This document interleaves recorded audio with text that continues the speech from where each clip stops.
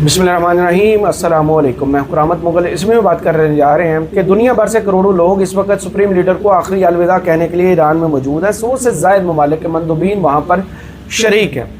उस वक्त Donald Trump का ये बयान इंतहाई बहुत बड़ी गलती है, जिसको संगीन गलती कहा जा रहा है, क्योंकि डोनाल्ड ट्रंप के इस बयान के बाद लगता यही था कि जैसे ईरान दब जाएगा, डर जाएगा, लेकिन ईरान ने 39 दिन की जंग में ये साबित किया और उसके बाद मुज़ाकरात की टेबल पर हर कदम के साथ ये साबित किया वो कोई भी उनका कदम जुर्रत और बहादुरी के बगैर नहीं है। अब पासदारानी इनकलाब ने बयान दाग दिया, अब भुगतो, क्योंकि उस बयान के अंदर वो चिंगारी मौजूद है जो दोबारा भड़क कर इस जंग को फिर से शुरू करवा सकती है। दूसरी जानब फ्रांस को एक शटअप कॉल ईरान की जानब से दी गई थी कि आप आबना हुर्मुज़ की परेशानी लेना छोड़ दें। वहाँ पर जो बहरी बारूदी सुरंगें हैं उनको हम साफ़ करने की पूरी सलाहियत रखते हैं और हम ही उन्हें साफ़ करेंगे। अब ये माइन हंटर वहाँ पर तैनात करना और फिर किसी भी बैन अवी फ़ौज का अपना हुर्मुज़ के करीब आना करार वाकई सज़ा दी जाएगी। ये जंग की खबरें हैं। दूसरी जानब मुज़ाकरात की खबरें भी साथ साथ आ रही हैं। 11 जुलाई को ईरान और अमेरिका इस्लामाबाद में दोबारा मुज़ाकरात की टेबल पर बैठने जा रहे हैं। ये रशिया टुडे का इस वक्त दावा है। इसके अलावा ईरान जब तदफीन सोग में मुब्तला है तो फिर बैरूनी दुनिया के साथ वो जो नए आने वाले दौर का आगाज़ कर रहा है, उसकी खबरें बहुत ही हैरान कुन हैं। एक तो सऊदी अरब के साथ जनाब बोइंग तैयारों की ख़रीदो फरोख्त है। उसके अलावा कुवैत और सऊदी अरब का एक बड़ा फैसला जो शायद पाकिस्तान की किस्मत बदल दे। अब देखना यह है कि पाकिस्तान उन्हें फैसिलिटेट करता है। यहाँ पर अमन ओमान की जिस सूबे में सबसे बुरी सूरत हाल है वहाँ पर इसका बंदोबस्त किया जाता है, या फिर सिंध में कुवैत और सऊदी अरब को डेरे डालने की इजाज़त दी जाएगी। इन्हीं खबरों की तफसीलात आपके सामने रखते हैं। अगर आपने चैनल को अभी तक सब्सक्राइब नहीं किया तो कर लीजिए, और जिनके पास चैनल मेंबरशिप और सुपर गिफ्ट्स का ऑप्शन आ रहा है वो इस्तेमाल कीजिए और चैनल को सपोर्ट कीजिए। जनाब, जो तेहरान से खबरें आ रही है, जो कुम से, मशहद से या इराक से खबरें आ रही हैं, लाखों सोगवारान जो हैं वो अपने सुप्रीम लीडर को आखिरी अलविदा कह रहे हैं, उनके जनाजे में शरीक हुए हैं। 100 से ज़ायद मंदुबीन वहाँ पर तेहरान पहुँचे और उन्होंने दुनिया को दिखा दिया कि वो अपने सुप्रीम लीडर से कितनी मोहब्बत करते हैं, कितनी अकीदत करते हैं। जो नारे वहाँ पर लगे हैं और जिस बुलंद आवाज़ से वो नारे लगे हैं, लगता ये है कि डोनाल्ड ट्रंप का यह बयान उन्हीं नारों के जवाब में है जब ईरानी कह रहे थे इसराइल मुर्दाबाद, अमेरिका मुर्दाबाद। अब डोनाल्ड ट्रंप ने जो बयान दागा है और उसमें यह दावा करना कि उसने ईरान को 1 हफ्ते की मोहलत दी है, उसके बाद लोग जो हैं वो जोक्स पढ़ना छोड़ चुके हैं और डोनाल्ड ट्रंप के ट्विटर अकाउंट को ही देखते रहते हैं। डोनाल्ड ट्रंप का दावा है ईरान मुज़ाकरात का हाँ है, अली ख़ामनेई के जनाजे के लिए 1 हफ्ते की मोहलत दी है। अमरीकी सदर डोनाल्ड ट्रंप का दावा है कि ईरान अमरीका के साथ मामला तय करना चाहता है।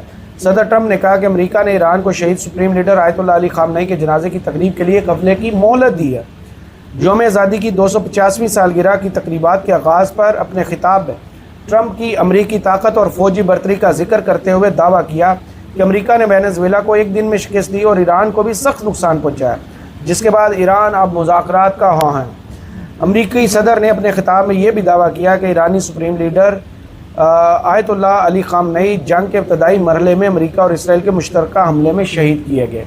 अब अगर कातिल ख़ुद आकर बताए कि उसने उनके सुप्रीम लीडर को कत्ल किया है, तो क्या कहीं से भी आप तवक्को कर सकते हैं कि ईरानियों का गुस्सा ठंडा होगा और वहाँ की आवाम जो इस वक्त नारे लगा रही है वो बुलंद नहीं होंगे, जिसमें अमेरिका मुर्दाबाद, इसराइल मुर्दाबाद के नारे लग रहे हैं।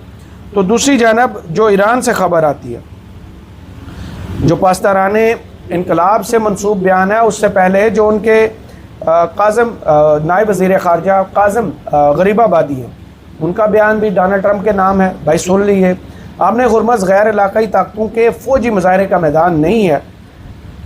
सोशल मीडिया पर जारी बयान में उन्होंने कहा है कि बहरान पैदा करने वाले अपनी मुहिम जोई के नतीजे के ज़िम्मेदार खुद होंगे। ईरानी नायब वज़ीर ख़ारजा ने कहा है कि आपने हुर्मुज़ की सलामती का ज़ामिन होने के नाते आबी गुज़रगाह में किसी भी फ़ौजी नकलो हरकत के ख़िलाफ़ ख़बरदार करते हैं। उन्होंने कहा कि आपने हुर्मुज़ की सलामती साहिली रियासतों के ज़िम्मेदार हैं। फ़्रांस और बरतानिया के मुश्तरका बयान पर रद्द-ए-अमल में उन्होंने कहा है कि फ़्रांस और बरतानिया आपने हुर्मुज़ میں محفوظ جہاز رانی کے لیے وسیع کثیر الملکی فوجی مشن تعینات کرنے کے لیے تیار ہے۔ تو جو فرانس سے پھر خبر آتی ہے، وہ اس خبر کو اگر آپ جو عباس راکچی صاحب نے پیغام پہنچایا تھا فرانسیسی وزیر خارجہ کے ساتھ گفتگو میں، اس کو اگر ذہن میں رکھ کر پڑھتے ہیں تو پھر آپ کو معاملے کی سنگینی کا اندازہ ہوتا ہے۔ کہا گیا تھا کہ آپ کی جناب کسی قسم کی سپورٹ کی ضرورت نہیں ہے، فرانس اس سے دور ہے، لیکن فرانس سے جو خبر آ رہی ہے، فرانس نے اپنے ہرمز میں بارودی سرنگوں کی صفائی کے لیے مائن ہنٹرز تعینات کر دی ہیں۔ سوشل میڈیا پر جاری بیان میں فرانسیسی صدر ایمینوئل میکرون نے کہا ہے کہ فرانس کے مائن ہنٹر شراکت داروں کے ساتھ مل کر آبنۂ ہرمز میں بحری آمد و رفت کی مکمل بحالی اور جہاز رانی کے تحفظ کو یقینی بنانے کے لیے تیار ہیں۔ انہوں نے مزید بتایا کہ عمانی حکام سے مشاورت کے بعد طیارہ بردار بحری جہاز چارلس ڈیگال کو بندرگاہ پر واپس بلانے کا فیصلہ کیا گیا ہے، تاہم بارودی سرنگوں سے نمٹنے کے فرانسیسی اثاثے اور ان کا حفاظتی دستہ علاقے میں تعینات اور کسی بھی کارروائی کے لیے تیار رہے گا۔ ایران نے گزشتہ ماہ کے آخر میں آبنۂ ہرمز میں فرانسیسی شمولیت کو مسترد کر دیا تھا، جب صدر میکرون نے اس منصوبے کا اعلان کیا تھا۔ یعنی اب یہ چاہتے ہیں کہ امریکہ جن لوگوں سے ناراض ہے، شاید وہ ناراضگی ڈونلڈ ٹرمپ کی ختم کرنا چاہتے ہیں۔ فرانس کو کیا ضرورت پڑی ہے اس وقت اس آگ میں اپنے آپ کو جھونکنے کی؟ کیونکہ دوسری طرف جو ہے باقر کالیباف صاحب جو ہے ان کا بیان بھی سامنے آتا ہے اور وہ کہتے ہیں جنگ کے بعد صورتحال بدل چکی ہے، امریکہ کو تجارت کے معاملے میں موجودہ حقائق کو تسلیم کرنا ہوگا۔ ایران کے پارلیمنٹ کے اسپیکر محمد باقر کالیباف نے ازبکستان کی پارلیمنٹ کے اسپیکر سے ملاقات کے دوران کہا کہ امریکہ کو تجارت کے معاملے میں موجودہ حقائق کو تسلیم کرنا ہوگا۔ ایرانی میڈیا کے مطابق محمد باقر کالیباف نے کہا کہ اسرائیل اور امریکہ کی ایران کے خلاف جنگ کے بعد حقائق بدل چکے ہیں، حالات ماضی کے مقابلے میں بہتر ہوئے ہیں اور جنگ کے بعد کی پیش رفت نے امریکہ کو موجودہ حقیقتیں قبول کرنے پر مجبور کر دیا ہے۔ انہوں نے کہا کہ ایسے ماحول میں تجارتی تعلقات کو مزید وسعت دی جا سکتی ہے اور ہمیں امید ہے کہ پابندیاں اٹھانے کی بنیاد بھی تیار ہوگی۔ انہوں نے کہا کہ خلیج فارس اور آبنۂ ہرمز میں ایران اور عمان کے مشترکہ انتظام اور خطے میں امریکی شرارتوں میں کمی کے ساتھ ٹرانزٹ تعاون کی ترقی کے لیے بہتر مواقع موجود ہیں۔ اسی لیے تو یہ خبر پھر آتی ہے کہ ایران اور امریکہ جو ہے وہ 11 جولائی کو اسلام آباد میں بیٹھنے جا رہے ہیں اور مذاکرات دوبارہ سے شروع ہوں گے۔ Next round of US Iran talks to take place on July 11 in Pakistan. العربیہ کا یہ دعویٰ ہے جس میں جو ایکسپیکٹڈ ٹاپکس ہیں وہ کچھ یوں ہیں: سینکشنز آن ایران، ان فریزنگ ایرانز ایسٹس، ایرانز نیوکلیئر پروگرام۔ یہ 3 پوائنٹس ہیں جن پر اسلام آباد میں دوبارہ ایران اور امریکہ کے درمیان مذاکرات کا دعویٰ کیا جا رہا ہے۔ لیکن جو حیران کن خبر ہے، پہلے تو ایران نے اس جنگ کو جیتنے کے بعد جو خلیجی ممالک ہیں ان کے ساتھ دشمنی کی بجائے دوستی کی ہنٹیں رکھنا شروع کر دی ہیں، جس کی بنیاد انہوں نے جناب پہلی کمرشل فلائٹ جب دبئی میں اتری تھی وہاں سے شروع کیا تھا، اور اس کے بعد دوسری فلائٹس کا سلسلہ بھی ان سے جوڑ دیا گیا تھا کہ جناب دبئی اور تہران کے درمیان تعلقات کو نارمل کر دیا جائے۔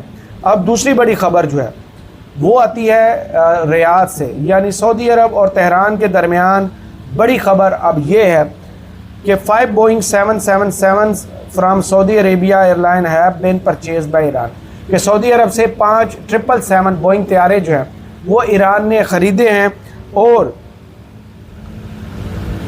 یہ طیارے ان کی رینوویشن کا کام شروع ہو چکا ہے۔ یعنی پہلے سب سے بڑا دشمن اس جنگ میں امریکہ اور اسرائیل کے بعد ایران کا کون سا تھا؟ متحدہ عرب امارات، وہاں پر تعلقات بحال کیے جاتے ہیں۔ دوسرا وہ ملک جس پر یہ الزام لگا تھا کہ وہ بھی ان حملوں میں ایران پر شریک تھا، سعودی عرب، وہاں سے بھی یہ خبر آ رہی ہے کہ ان کے درمیان تجارتی معاہدے ہونا شروع ہو چکے ہیں، اور 5 بوئنگ طیارے جو ہیں وہ ایران سعودی ایئر لائن سے خرید کر اپنی ایئر لائن کو مضبوط بنائے گا۔ پاکستان نے $5 ارب کی جناب لینڈ ٹرانزٹ کے تحت جو ہے وہ تجارت کا آغاز کیا ہے، اور اس کے بعد ایک بڑی خبر جو ہے وہ پاکستان کے حوالے سے یہ سامنے آ رہی ہے، جو اس وقت انٹرنیشنل میڈیا رپورٹ کر رہا ہے کہ اس جنگ کے بعد لوگوں کی نئے الائنس تو بنے ہیں، لوگوں نے نئے طریقے بھی سیکھے ہیں کہ اپنی تجارت کو کسی بھی صورت بند نہیں ہونے دینا، اور وہ ممالک جن کی واحد تجارت اس وقت گیس یا پیٹرولیم مصنوعات ہیں وہ ان تجارت کو اب دوبارہ رکنے یا بند ہونے کے متحمل نہیں ہو سکتے۔ ان میں دو بڑے ملک جو ہیں کویت اور سعودی عرب، ان کی جانب سے ایک پلان اور ایک پرپوزل سامنے آتی ہے کہ وہ اپنے آئل ریزروز جو ہیں وہ منصوبہ کر رہے ہیں کہ وہ پاکستان میں اپنے آئل ریزروز کے حوالے سے جناب پاکستان سے اجازت طلب کریں اور اپنے اسٹریٹجک آئل ریزرو پاکستان میں قائم کریں۔ ماضی میں آپ بہت دفعہ یہ سنتے آ رہے ہیں کہ ارامکو جو ہے جو سعودی عرب کی سب سے بڑی پیٹرولیم مصنوعات کی کمپنی ہے، وہ پاکستان میں ایک آئل ریفائنری لگانے والی ہے۔ یہ مشرف دور سے لے کر آج کی تاریخ تک ہم خبر سن رہے ہیں اور لگی نہیں ہے۔ پھر گوادر کی بندرگاہ میں شراکت داری کی خبریں آئیں، وہ بھی پوری نہیں ہوئیں۔ اب یہ تیسری بڑی خبر ہے، لیکن حیران کن طور پر اس میں کویت بھی شامل ہے، کیونکہ اپنے ہرمز بند ہونے کے بعد گلف ممالک کی سانسیں بند ہو گئی تھی کہ ان کی تجارت مکمل طور پر ختم ہو گئی تھی، جو تیل اور گیس ہے، اس کے علاوہ وہ کیا بیچتے ہیں۔ اب اگر پاکستان ان کو سندھ میں کوئی محفوظ جگہ الاٹ کر دیتا ہے جہاں سے پورٹس بھی قریب ہوں اور ان کے اسٹریٹجک آئل ریزروز پاکستان میں ہوں، تو پاکستان بھی اس سے فائدہ اٹھا سکتا ہے۔ لیکن کیا کہا جائے، اس پوری جنگ میں پاکستان نے مالی فائدہ تو کوئی نہیں اٹھایا، چاہے امریکہ سے یا ایران سے یا پھر سعودی عرب سے، جن کے ساتھ ڈیفنس پیکٹ ہو چکا ہے۔ اور بہت سے لوگ اسلام آباد میں بیٹھے ہوئے یہ بھی دعویٰ کر رہے ہیں کہ کویت اور قطر کے ساتھ بھی معاملات ڈیفنس پیکٹ پر آگے بڑھ رہے ہیں۔ اگر پاکستان اس پورے خطے میں سب سے بڑی ملٹری مائٹ بن کر سامنے آتا ہے تو اس سے فائدہ اٹھانا چاہیے، کیوں نہیں؟ کیونکہ دوسری جانب چین جو ہے وہ پاکستان کو بہت جلد جو ہے وہ اسٹیلتھ طیارے دینے پر رضامند ہے، اور ہو سکتا ہے بہت جلد اس کا پہلا بیچ جو ہے وہ پاکستان کے حوالے کر دیا جائے، جس کے بعد بھارت اور خطے میں پاکستان کے دشمنوں کے لیے تو وہ اچھی خبر نہیں ہے۔ اب دیکھنا یہ ہے کہ پاکستان جو ہے ایک بڑی مائٹ کے طور پر جو فائدہ ہم سعودی عرب سے حاصل نہیں کر پائے وہ دوسرے ممالک سے حاصل کر لے، کیونکہ ہماری جو سب سے بڑی ڈیل JF-17 تھنڈر طیاروں کے حوالے سے ہوئی تھی، وہ سعودی عرب کی جناب روک ٹوک کے بعد وہ تو ہم نے ٹرن ڈاؤن کر دی، جس پر سینکڑوں سٹوریاں اس وقت بھی انٹرنیٹ پر موجود ہیں۔ پاکستان نے وہاں سے کوئی مالی فائدہ نہیں لیا، لیکن اب موجودہ دور میں جب اب جیسے امریکہ ٹریلینز آف ڈالر کی صورت میں کویت، بحرین، قطر، سعودی عرب، UAE کے دفاع کے طور پر وصول کرتا ہے، اگر پاکستان بھی ایسا کچھ سالڈ قسم کا پیکٹ سائن کرتا ہے تو پھر پاکستان میں ٹریلینز آف ڈالرز آئیں گے۔ اور کیونکہ ہم نے کرنا تو کچھ ہے نہیں، ہماری جو برآمدات ہے اس میں آپ کو پتہ ہے ٹارگٹ میں $5.2 بلین کی کمی آئی ہے، جو ہم نے ٹارگٹ سیٹ کیا ہوا تھا۔ یہاں معیشت بہتر نہیں ہوگی، سرمایہ کاری بہتر نہیں ہوگی، کارخانے دوبارہ چلنے والے نہیں ہیں جب تک یہ حکومت ہے۔ تو بہتر ہے کہ آپ دوسرے طریقے سے ملک کی حالت بہتر کرنے کی کوشش کریں، کیونکہ کل رات کو جو عوام کو خوشخبری دی گئی، جسے مونگ پھلی کہتے ہیں نا، پینٹس، وہ دی گئی کہ $1 اور کچھ پیسے کی جناب پیٹرولیم مصنوعات میں کمی کی گئی ہے۔ اللہ رحم کرے اس ملک پر، جیسے حکمران ہم پر بٹھا دیے گئے ہیں، وہ لگتا نہیں ہے کہ کچھ بھی کر لے اس ملک کی معیشت یا روزگار کے مواقع پیدا کر سکتے ہیں۔ دوسری رہی امن و امان کی اور سیاسی استحکام کی خبریں، وہ تو جلد ہوتا ہوا نظر نہیں آ رہا۔ اللہ عرض پاکستان پر اپنا خاص کرم فرمائے اور یہاں کے حالات بدلے۔ جب تک حقدار کو حق نہیں ملے گا، حالات اس وقت تک بہتر ہی ہوں گے، اور جس کو لوگ چنے ہوں اس کے نام کا اگر ووٹ نہیں نکلے گا تو پھر آگے چلنا اس ملک کا مشکل ہوگا۔ اسی طرح معیشتیں تباہ ہوں گی، سرمایہ کار یہاں سے بھاگیں گے اور لوگ دھڑا دھڑ بے روزگار ہوں گے۔ کرامت مغل کو فی الحال اس ویڈیو سے اجازت دیں۔ اب کمنٹس باکس میں ضرور بتائیے کہ ویڈیو آپ کو کیسی لگی۔ اللہ حافظ۔